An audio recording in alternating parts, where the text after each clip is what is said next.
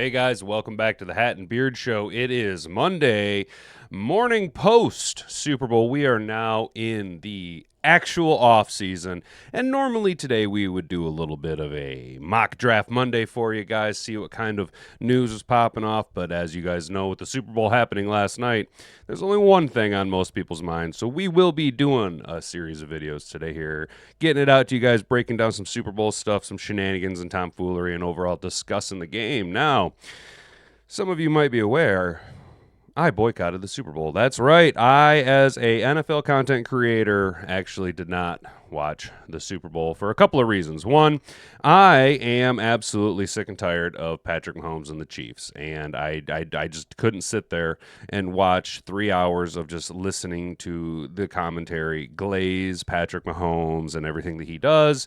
It just wasn't in the cards for me. I am a believer that up until yesterday, the NFL had a script in place and they demanded a certain outcome. However, in the age of the internet, it is very difficult to get away with tomfoolery. That's right. Internet sleuths will uncover most things. That's why we're seeing a change in the culture, a change in the lies that are allowed to be pushed on us, and the things that the powers that be, or at least now the powers that were able to get away with. And the internet is relentless. The internet remains undefeated. And what we've seen last night was nothing short of one team who deserved to be in the Super Bowl.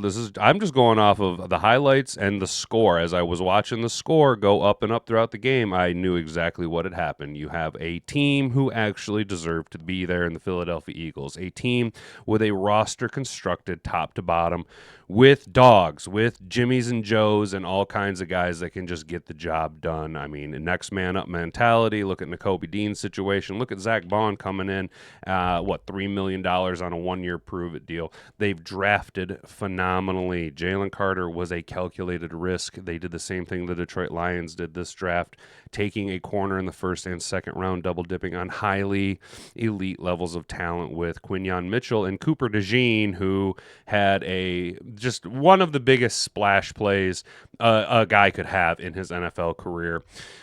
And another team with the Kansas City Chiefs who have been carried all season long by the league, by officiating. Patrick Mahomes is good. Don't misunderstand me. Chris Jones is a freak. Travis Kelce is a fraud. Patrick Mahomes will continue to have success in this league. However, now he has to actually do it the hard way. You no longer will have the stripes in your back pocket carrying you. And based on what I've seen from scores and highlights last night, you've seen a team with the Chiefs that didn't deserve to be there. They were carried through to the championship because the NFL wanted a narrative with the three-peat and Patrick Mahomes being anointed as the next greatest thing, usurping the throne from Tom Brady while Tom Brady watched and commentated on the game. But what ended up happening is the NFL turned its back. The refs turned it back. Roger Goodell realized what was about to go down. I think that there is something to say about Donald Trump being there. The reaction that he got from the crowd, the last election was more than just politics. It was culture, okay? And what you now have to deal with is the American populace no longer willing to put up with shenanigans and tomfoolery. And I think Roger Goodell knows that. That's why they removed end racism from the end zone and put stop hate, whatever they put up there. But they're going to be scaling back on DEI regardless of what he says outwardly, okay? You watch. Next year, I bet you next year there won't be the Black National Anthem at the Super Bowl anymore. The American people don't want to see that anymore, right? And the American people don't want to have scripted teams shoved down their throat because the powers that be at USAID are funneling money into a mega corporation that doesn't need it to pander to a group of people that don't really care about the game, right? And now you're going to see a switch back to a meritocracy. I think this season alone in the NFL, if you really watched and picked up on the vibes of what was going on, you're seeing I don't want to say regression or reversion because that sounds terrible, but a going back to a traditionalist way of playing the game, running the ball, hard-nosed defense, hitting guys, right? The fans are tired of soft, feminized football. It's a grown man's game, and that's what we want to see. And finally, the team that was the nastier dog, the bigger dude, the guy who was willing to die, who won the fight in the Philadelphia Eagles, just trouncing the pampered, soft, script called for him, the actors, right? Just seeing him just get thumped on by the Chiefs. So, with all that being said, now that we've wasted a good 5 minutes, hopefully you guys are still here with me. We got a little article here pulled up from CBSSports.com. Super Bowl 2025. Eagles' quiet confidence, defensive prowess sees young talent deflate Chiefs. Patrick Mahomes. There you go. There's big play Darius Slay. And I don't hold any ill will against him as a Lions fan, right? Cooper DeJean, who had his first career interception on his birthday in the Super Bowl, that he ran back for a pick six against Patrick Mahomes-led Chiefs. And Zach Bond, who has just been playing, he should have been, I think he was a finalist for Defensive Player of the Year. Guy's been absolutely outstanding all season long. What a massive pickup there. So before we get into it, guys, go ahead and do me a rock solid. Go ahead and like the video if you enjoy the content that we provide for you. Subscribe to the channel if you want to, be part of the Hat and Beard gang. Turn on notifications so you never miss out on any uploads. And go ahead, comment down below. What'd you think of the Super Bowl? What was your favorite part about it? And if you're really feeling froggy, share this around with all your friends. It generally helps the channel grow. It'd be a lot cooler if you did. So, New Orleans, one advantage of being the designated home team in the Super Bowl is that you typically get to enjoy better facilities than your opponent. Given the game is played in an NFL city, the designated away team gets to practice at a local college while the home team utilizes the NFL's team's facilities. After spending all week among the Saints facilities, the Eagles got to utilize one more when they gathered Saturday for the team picture in the Caesars Superdome, where Super Bowl LIX 59 would be contested the next day. The group was loose, tossing the football around. There was no nervous energy, sources said, with some Eagles organization believing the state of mind would be an advantage against the Chiefs. All week, the Eagles expressed a quiet confidence despite being 60 minutes away from residing on the wrong end of a potential trivia question. What team gave up the first three-peat in NFL history? And luckily, we don't have to worry about that because Philadelpia's 40-22 thrashing of a proud Kansas City team. I don't know if they were proud. Would you really be proud if you cheated and were pampered along your entire season? They were the more talented group by handling business exactly as they always knew they would. Mahomes, the best young quarterback in NFL history, had arguably the worst game of his career. Yes, he got stalked by the Bucs a few years ago. He was injured and immobile in that game and was unable to help out his offensive line. On this Sunday, there was no excuses. Eagles DC, Vic Fangio did not blitz Mahomes even once in the game, according to NFL's Next Gen Stats. That is astonishing. He didn't blitz Mahomes once, and the Eagles generated pressure on 38.1% of snaps anyway. That is what I say when I meant Jalen Carter was a calculated risk. You can go ahead watch the videos. I wasn't a fan of Jalen Carter after his off-the-field shenanigans leading up to the draft. I wanted us to shy away from him. The dude's a game changer. All pro in his second year. Fangio said that they just adjusted coverages, and he finally won his first Super Bowl in a 66-year career. I'm sorry, in his 66 years. 66-year career in a 60. That'd be insane. They didn't pressure much. He showed good against the pressure, and I was hoping we could play the game without having to pressure too much. Thought about blitzing, but what we were doing, mixing in the coverage, he wasn't going to risk it.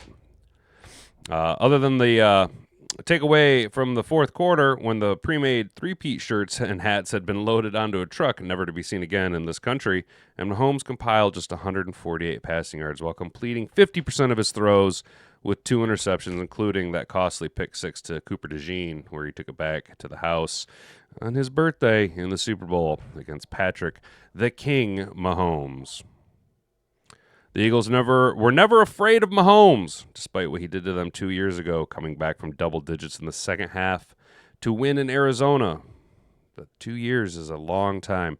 It's a long time. You know, one of the things that could be argued about this game was, first of all, this is all different players, right? Secondly, when you've gone to this is now your third consecutive Super Bowl, your team, your core player of guys who have been on the roster this entire time is going to be tired. They're going to be exhausted. They're going to be worn down, right? And also, they're 2 years older now, right? The Eagles are an incredibly young team. Cooper DeJean was at Iowa when Mahomes led his comeback. The last 2 weeks, he and the rest of the young defensive backs studied the Chiefs' tendencies. They knew when Mahomes scrambled, they needed to find receivers' routes and hover over their landmarks. That's right. That's kind of the thing Mahomes does. Is he baits people into scrambling, and then because defenses are so aggressive, they're typically, go after the quarterback, right? But Mahomes, his receivers play around in the zone, and he ends up doing that last-minute bullshit where he flings it to an open receiver for a 7-yard pass. It turns into a 23-yard gain, right? With those young DBs in Philly, they all stayed home. They did their jobs.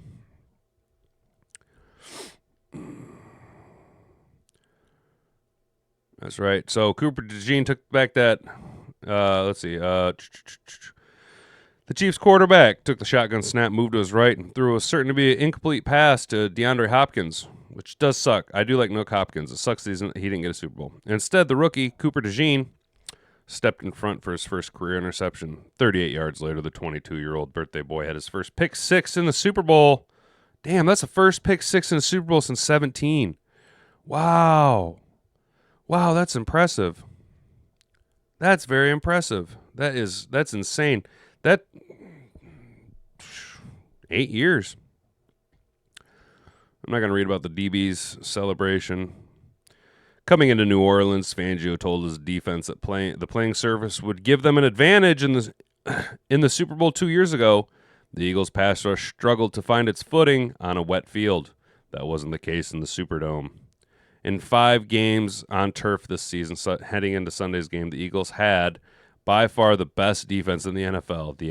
The average season lows in points allowed with 11, yards allowed 211, passing yards 128, and sack rate on 10.3% on synthetic surfaces. Wow, they are electric. They are crazy fast.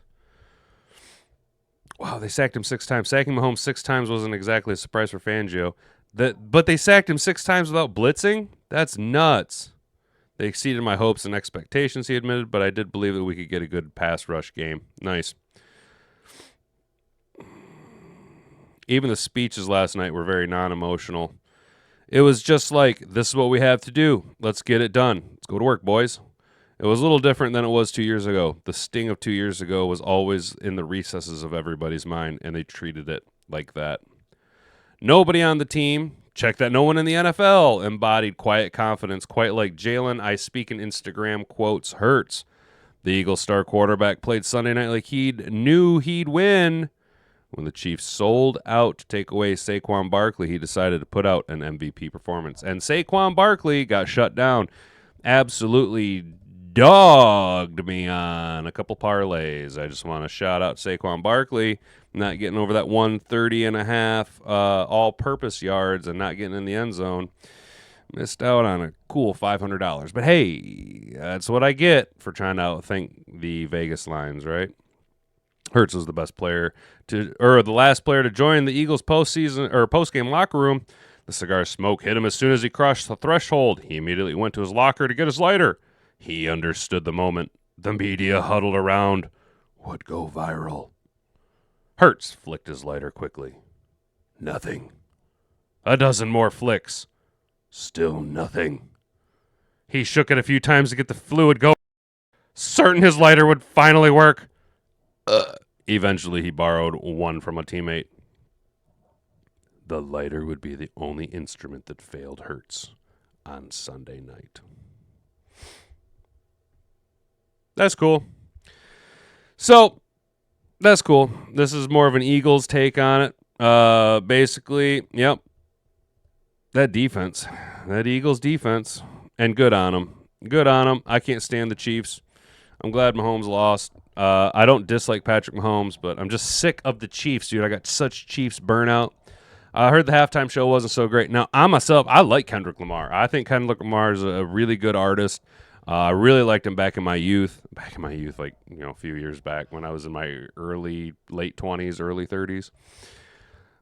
I didn't watch any. I literally didn't even watch any of the halftime show or the commercials or nothing. Hat and Boobs and I just chilled, and I think we caught up on Abbott Elementary, and that's about that. I didn't really. It was boring, dude. It was a non-eventful night. Made pizza. That was good. Made pizza and just hung out with the dogs and Hat and Boobs, and it was a nice, quiet night. So it was actually kind of chill. Obviously, we really would have liked to see the Detroit Lions in the Super Bowl. Well, I probably would have watched it if the Bills had won. Yeah, if the Bills had beat the Chiefs, I would have watched it for sure just to root on the Bills. But I got Chiefs fatigue, man. I'm burnt out, and I hope that the NFL is going to finally listen to people like, myself, longtime viewers who are just tired of it, and they want to see a meritocracy. We're tired of the scripted narrative of forcing Patrick Mahomes down our throats. So anyway, guys, thanks for hanging out with me on this one. Hope it was okay. I know I got a 5th grade reading level. We struggled through it, but we got through it. So this is video 1. Hopefully it'll be up for you here about 1 o'clock-ish. We're going to try and get a couple more out for you today. So thanks for hanging out, guys. I've been Hat and Beard. You've been an attentive audience. Banga banga. Frig off.